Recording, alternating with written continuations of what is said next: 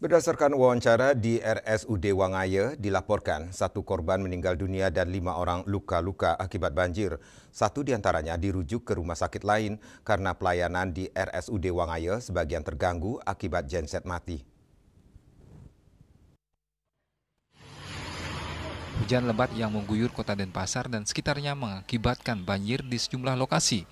Berdasarkan hasil pantauan di RSUD Wangaya terdapat total 6 korban banjir yang dievakuasi, satu meninggal dunia, satu orang dirujuk ke rumah sakit lain karena pelayanan di RSUD Wangaya sebagian terganggu akibat genset mati. Ada 6 korban evakuasi banjir yang dibawa ke sini, di mana salah satu meninggal dunia datang sudah dalam kondisi meninggal. Ya. Dari 6 ini ada satu yang kita rujuk juga karena memerlukan X-ray, kita tidak bisa melakukan X-ray dan ronsen di sini karena listriknya masih mati, masih berusaha sedang kita pulihkan pada saat ini. Ya.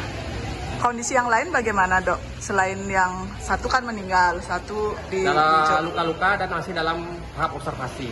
Jadi kita sudah lakukan perawatan luka, ada yang kita berikan oksigenasi karena sesak, dan sisa-sisa sementara semua masih di UGD. Perencanaan kita adalah kalau memang kita bisa stabil, bisa pulang. Kalau tidak, kita rawat atau kita rujuk. Ya. Berarti pelayanan di UGD masih bisa berjalan walaupun kondisi secara umum pelayanan UGD kita berjalan sebagai triase bencana. Jadi kita tidak seperti umumnya sehari-hari. Ya. Jadi memang yang kita terima adalah yang sangat emergensi sekali dulu sampai paling tidak listrik kita pulih. Lebih lanjut dijelaskan 4 korban masih bisa ditangani di RSUD Wangaya. Desak Aryani, Bali TV.